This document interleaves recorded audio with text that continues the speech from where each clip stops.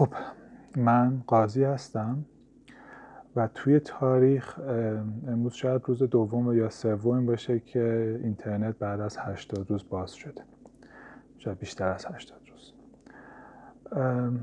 این ویدیو در مورد این هستش که من چرا دارم تجربیاتمو مستند میکنم.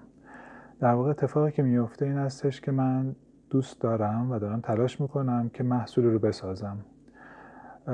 در مورد شخصی سازی طعم قهوه، اسمش هم گذاشتم لومارو فعلا، و این محصول رو قراره که توی زمان توسعهش بدم.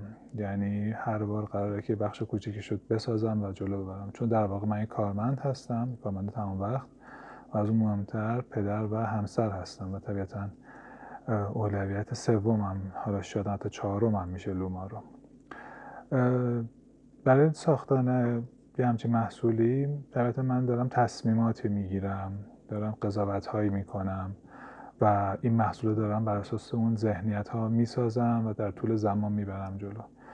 ایده من اینجاست که خب اگر تصمیماتم درست باشه، یا حداقل بیشتر تصمیماتم درست باشه، در نهایت به بیراهه نمیرم و میتونم بسازمش تو این زمان و شاید نتیجه هم گرفت.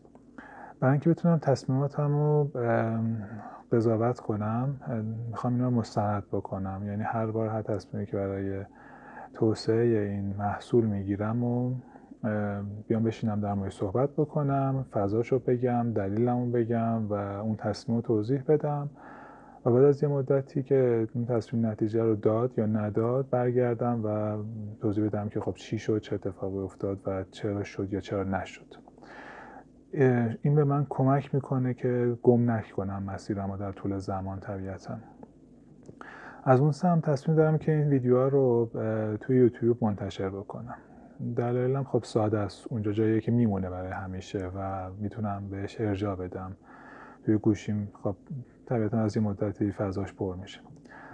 از اون سمت تو یوتیوب گذاشتنش به این دلیل نیستش که من دنبال شو هستم، دنبال ویو هستم. ایده من نیستش که همچین اتفاقی میافته، چون نه من شومن هستم، نه حرفهای خیلی جالبی برای عموم آدما دارم، نه کاری که دارم انجام میدم سلیقه بسیاری از آدماست. در همین انتظار ندارم که این ویدیو دیده بشه و این شاید خوب باشه، شاید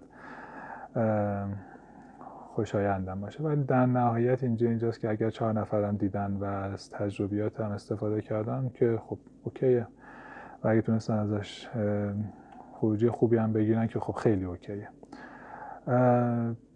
همین این در مورد چرایی بودش که چرا میخوایم محصول رو ضبط بکنم. یه نکته هم به نظرم مهمه. من چون وقت نمیخوام بذارم برای ویدیوها رو سعی میکنم توی برداشت بگیرم. ممکنه توپق بزنم، ممکنه اشتباه بگم. طبیعتاً دارم تجربه‌مو میگم، همون لحظه دارم فکر میکنم و دارم بیان میکنم و ممکنه که صدا مشکل داشته باشه، نور مشکل داشته باشه، تدوین درست نباشه و هزار تا داستان دیگه. اگه من بخوام وقتم رو این چیزها بذارم، وقت کممو، طبیعتاً از اون ور داستان که مهمتره میافتم.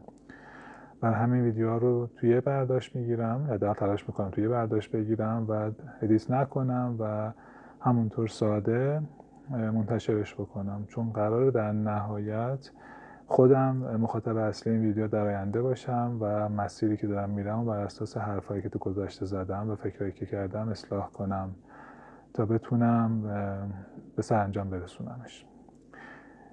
این قسمت رو اسمشو بذارم شروع و شاید نمرش مثلا -5 باشه، چون مطالب دیگه هم هست که باید بگم که این پایه ها رو بسازم که در نهایت شروع کنم به گفتن قصه لومارو.